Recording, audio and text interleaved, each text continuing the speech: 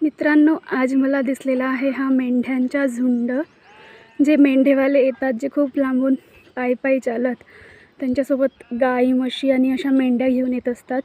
तर तुम्ही बघू शकता हे किती मोठं झुंड आहे.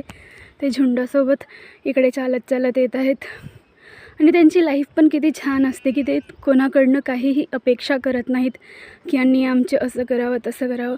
ते स्वतःच्याच भरवशावर स्वतःची लाईफ जगत असतात आणि त्यांची लाईफ अशी काढत असतात. तर आपण यांच्याकडनं काही शिकू शकतो. हे बघा, एवढ्या साऱ्या मेंढ्या ते व्यवस्थित इकडे घेऊन येत आहेत. त्यांच्या राहण्याचा ठिकाण नसतो, खाण्याचा ठिकाण नसतो, तरीही ते लोक त्यांची लाईफ किती चांगल्याने जगत असतात. इव्हन ते कोणाकडनं अपेक्षा करत नाहीत की यांनी मला पाणी द्यावं, असं करावं तसं करावं. अप्रतिम. बघू शकता किती साऱ्या मेंढ्यांचं झुंड आहे. हा फारच छान. आता ते येणार पूर्ण. भरपूर आहेत, खूप मागेपर्यंत आहेत की त्यांच्यापर्यंत आपण पोहोचू पण शकत नाहीत. खूप बारीक आहेत आणि भरपूर आहेत. बघू शकता तुम्ही, हे पुढे सुद्धा आलेले आहेत. दोन्ही बाजूला आहेत हे, आणि त्यांचा रस्ता ते स्वतः डिसाईड करत आहेत की त्यांना कुठे जायचं आहे, कसं जायचं आहे, कुठे थांबायचं आहे, कुठे काय खायचं आहे, काय प्यायचं आहे.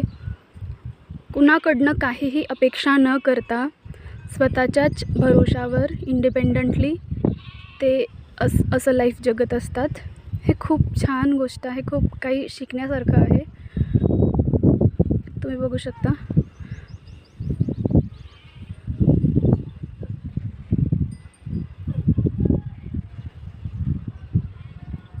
ऊन वारा कशाचीही चिंता न करता ते त्यांची लाईफ जगत असतात. एवढ्या प्राण्यांना घेऊन, एवढ्या प्राण्यांचं पालन पोषण करून स्वतः पण कशी लाईफ जगत असतात. एवढ्या उन्हात झाडाच्या खाली बसून ते सावली शोधत असतात.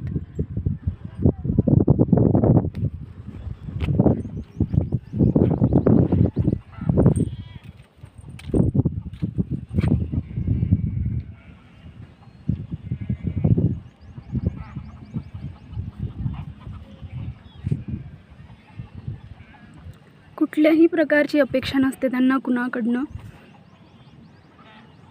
बघा, ते लोक किती छान त्यांची लाईफ आनंदाने जगत आहेत.